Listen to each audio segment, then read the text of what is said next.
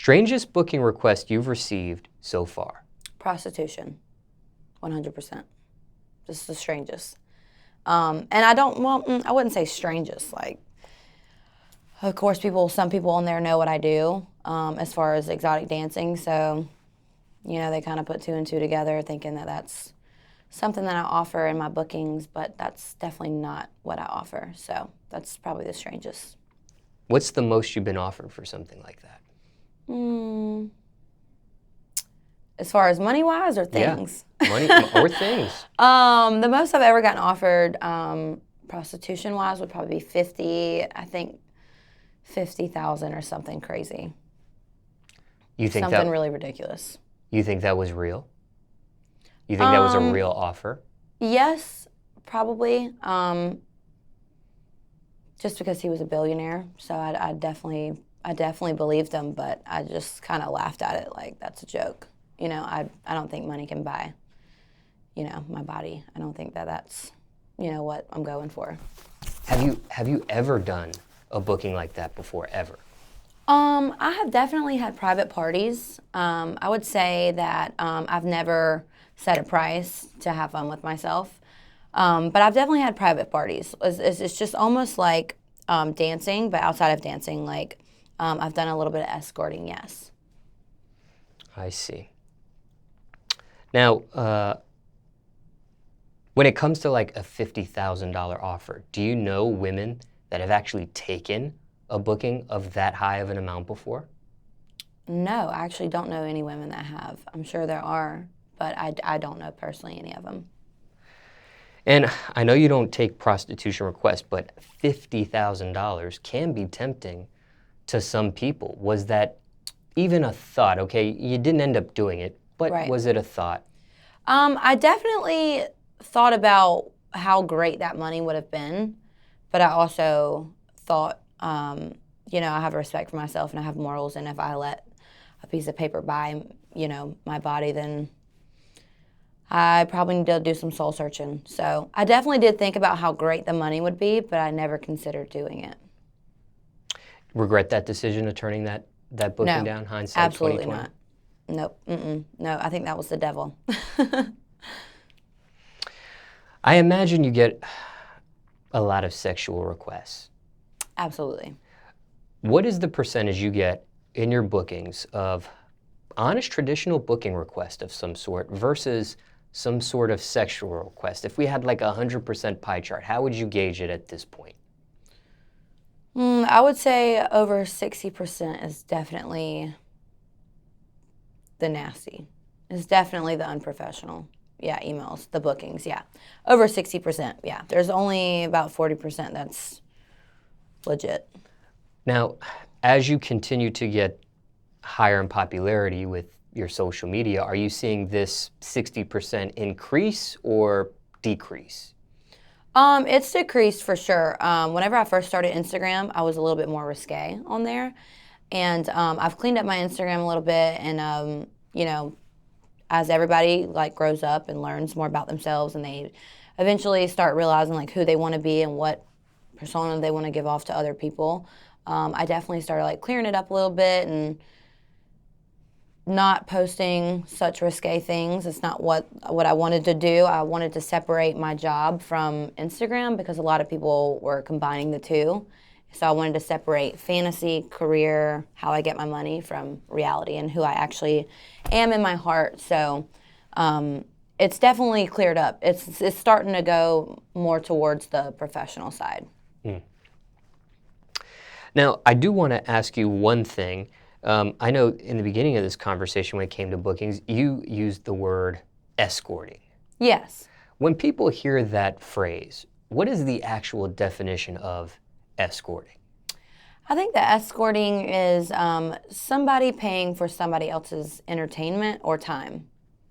I think that could be whatever the girl allows it to be. Me personally, when I say escorting, I mean I went to dinner with people that pay for my time and somebody that just wanted to pay for me to go to an event with them. It would be no different from me hiring almost like a security guard, like, hey, I need your time, So that's the way I view it is somebody paying for your time or your entertainment. I've personally never taken it as far as selling my body for it, but I definitely have went to dinner with a couple of my clients that I thought were cool, or that I thought, why not go to dinner with them? And if for some reason I was missing out on going to work at my job, then I would say like, hey, I can't really miss work for, spending time with you, so you're gonna have to, pay for my time. And so that's what I would do. I've never sold my body, but I've definitely went to dinner and had some spending time with customers and stuff like that. And for people that haven't seen our other segments and just tuning into this segment for the first time, Okay. you come from, when you say work, it's exotic dancing. Exotic dancing, yes, I dance. Mm-hmm.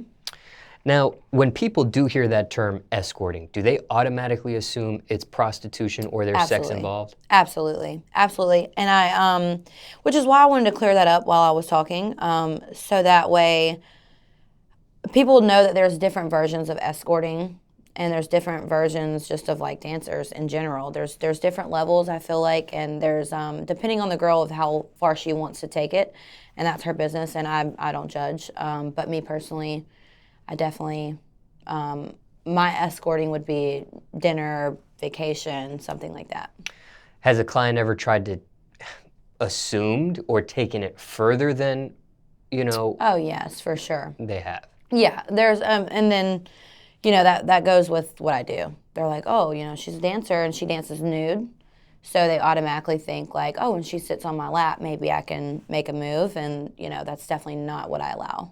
So where I work is they're not allowed to touch us, and they're not allowed to be too on us, and that helps a lot. But no, guys definitely try. Just even as not a dancer, guys try. It's inevitable. But from the escorting sort of thing, when they've tried, has it ever gotten bad when it came to defending yourself or saying no or things of that nature? Has it ever gotten out of control? For me personally, no. And I thank God that I've never been in that position. I think that the reason why it hasn't gotten in a bad position like that is because I really, really try to get to know them at work, before I ever think, do I feel safer on this person? Could I actually be even out in public with this person? Like, can I actually have a real conversation with this person at dinner? So I definitely try as much as I can. And I know sometimes you just can't help it and you can't see it coming. But I definitely try as much as I can to really get to know them and to feel like the vibe before I go out and have dinner or whatever. When they have tried and you've denied their try, Mm-hmm. do things get awkward? Do they stop coming to the club, or does it get weird between you two? Sometimes, depending on the person, I guess, if it really hurts their feelings, then maybe they'll never come back, but I guess that's their loss, not mine. But I would say that it just depends. Some people will come back, some people won't. Now, I personally, I have learned how to say no in a very casual way so that it doesn't get weird, and so that I can keep them coming back, and I can, maybe keep that civilization there. So I try to casually say it in a way that they don't feel threatened, or that they don't feel maybe even embarrassed, because some people just try on immediate reaction, and I just usually shut them down pretty casually so that they don't get their feelings hurt too much. When it comes to escorting, or even a client that started in the club, Mm-hmm. Has it ever gotten and blossomed into a real, true romantic relationship with anybody in your past history of dancing? So, yes, I've actually, when I first started dancing in Atlanta, I was dancing at Oasis, and I was there for 3 days, maybe, and I met this customer, and he wanted for me to hang out, and I was like, no, I'm not going to do that. And so he was like, well, I'm going to try everything in my power to get to know you. So he would come in every day until I finally just started growing feelings for him, and I started liking him. Not even on I'm going to pay you to come in. I was just so drawn to him. I didn't really care about the money. I actually did fall in love with his personality, and we hit it off for a couple months, and then things didn't work out. Why not? He was married. Oh. And I didn't know that. You honestly didn't know? I honestly didn't know. He had me fooled, and that's which is why I'll never date again. So you live and you learn. That's why I'll never date another person that I meet there, or a client. It just doesn't work out. It's a zero tolerance policy for you? It's zero. I won't tolerate it. If you come in there and I meet you there, you've already lost chances on getting to know me as a human being. Now, when you found out this person was married, did the relationship end immediately? Did you? Yes. It did? It did. It did. More so because I think that in a way I didn't want it to. Obviously, I really had feelings for him, and we were dating we were hitting it off for like a good 7-8 months. And over time, you grow really strong feelings for somebody, being around them for 7 or 8 months strong every day. So it really blew my mind that he was married, because I was with him every day, and we were living together in Swanee, and our lives kind of combined. So it was really hard for me to really step away, but me and him had a conversation about it, and me and him both knew that if we kept going, that it was going to ruin his marriage, and I don't want that karma on my name. So as hard as it was, we ended it immediately, and I moved back to Florida. And then when I healed, I came back to Atlanta stronger than ever. Never worked at that club again, though? Never went back. Never visited. I think I actually ended up leaving my dance bag in the locker. Never went back. I don't want to be there. What about when it comes to opportunities? And this is in regards to the bookings topic. Okay.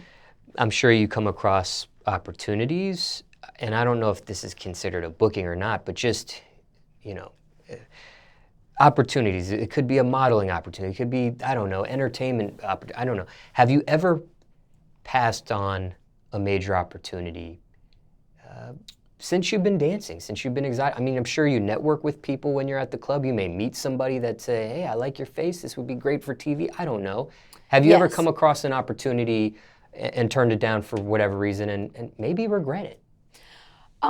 I don't have any regrets on any opportunities that I've turned down. I've gotten a lot of opportunities. I wouldn't say I've gotten opportunity on porn, and I wouldn't consider that an opportunity. I have no interest, or I don't know, I just don't have any interest to do any of that stuff. So I don't regret it, but I've definitely turned down some opportunity, if that's what you would call it. Oh, I see. I got you. Yeah.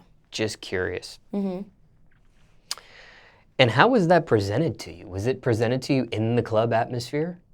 No, I've actually I've gotten several emails about doing porn, and I've never done porn. Just FYI, everyone.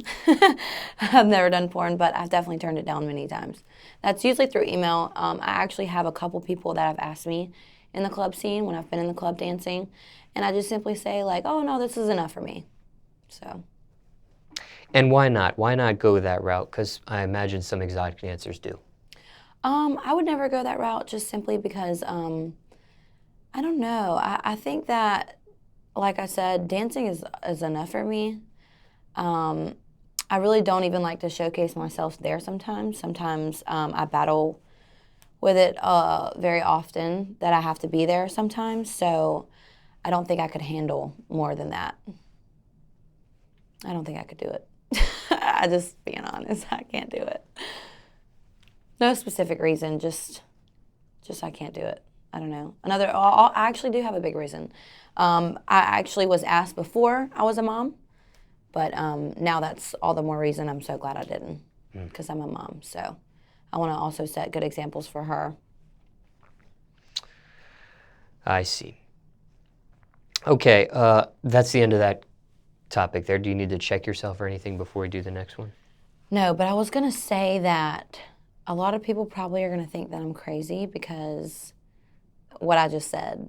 When About I what? said I want to set good examples for her by not being a porn star, but yet I'm a dancer. I think a lot of people are going to have like a lot of questions on that. Do you want to do you want to answer that right now, or Yeah, I'll okay. answer that right now. Go ahead. So We'll just keep it rolling. Okay. So a lot of people are probably going to ask a lot of questions about, well, you're a mom and you'll dance, but you're a mom and you won't do porn. And I simply believe that there are levels to this.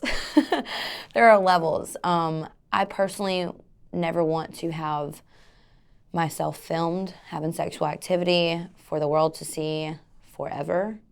I think that dancing, as far as I know, I've never been filmed dancing. So that's what makes me draw the line, is I don't want it out there forever, being in porn, but dancing is, it's not filmed and it's not putting out there. And, you know, if you're not my client, you don't know what happens. So, you know, those stories can't really go around. And I think that it's a lot more personal and private whenever, as being a dancer. And I think that it's not private at all, and it's forever out there whenever you're a porn star. So that's why when I say that I like to separate or set good examples for my daughter, I would not consider dancing being a bad thing. I would consider it being something that eventually I'm going to get out of, but she's never going to see this. She's never going to see me at the club, if you know what I mean. When you do exotic dance at the club, you are full nude? I am full nude, yes. So hopefully nobody's filming that, because that's one of the biggest reasons I won't be a porn star. I don't ever want my daughter seeing me or hearing that about me. What about pictures of you on social media? I know some females, they'll twerk on Instagram, they'll have very provocative pictures, you know, wearing sheer outfits, nipples exposed through the outfits, that sort of thing. I definitely feel like women can be sexy and still be moms. I definitely feel like you can be sexy and be a mom. But me personally, I try to, if I feel like that it's not setting the best example for her future, like when she gets older, hopefully by then I'm done dancing, because I don't want to do this forever. But I try, if I'm putting it out on the internet, I try to let it not be too bad. Now here's another question that just comes to my mind while we're talking about this is, let's say she grows up and she wants to explore exotic dancing or get involved with it. How would you feel about that?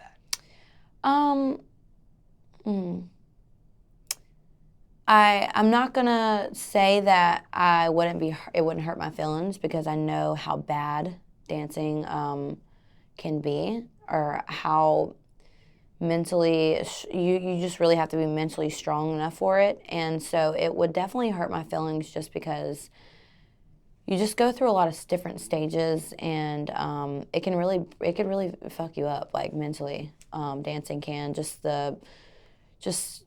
what you see every night, and you know, just seeing how dirty men can be, how married men can just come in, and you know, it really can mess you up to have opinions about just people in general, about how they handle situations, just everything in general. So it would definitely hurt my feelings, because it can really tear you down as a person. So it would bother me, but at least I would be able to coach her. I would be able to tell her to stay away from this, stay away from this. This is the look that you want to go for, and just always to stay classy. So I guess I would have the right, you know, I guess I would know how to tell her to, I guess I would, how do I word it?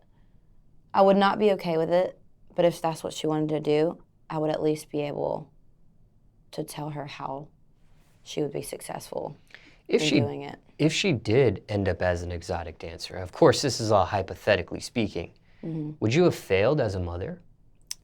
No, I would not have failed as a mother. I think that everybody in life has their own choices, and you can make your own choices. I think that my mom raised me very right. I think that dancing is just a job. I don't think that it goes into my reality at all. So I would not say that I would have failed as a mother if my daughter, hypothetically speaking, becomes a dancer one day. Just curious. And then another thing you said too in this conversation was how dirty men or their minds could be, or you said it a certain way. Do Yes. women need to see that? And I'm not just talking about you or your daughter. I'm talking about general public of women. Do women need to see how this view of men can be? Maybe some women don't see this view because they're not working in the exotic dancing field, but you see Right. certain things that a lot of people don't. Do women need to be hip to this stuff? Do they need to see this stuff? Do. I think they do. I think that I would have been totally blindsided to how some men can be until exotic dancing. So I personally think that all women, should see how men can be sometimes. Married, not in a relationship, anything in general. I think that they should see some of the things that I see. Because now I have learned that that's why I will not be in a relationship or jump into one, is because I've just seen the worst and I've heard the worst, and you just really can't trust people, and you really just don't know how people are. Now, not every guy goes to the strip club or the exotic dancing club. Right.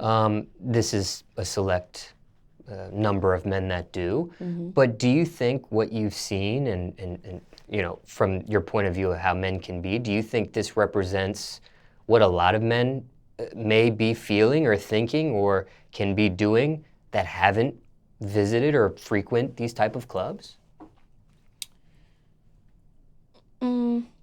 Like, do you take that, let's say maybe you've danced for 4 years, 4 years, and maybe you've seen, I don't know, 2,000 guys, and you see how they think and act and stuff in the club. Do you take that 2,000 number and multiply it and expand it and say, I think a lot of guys are probably just like these, or no? Yes and no.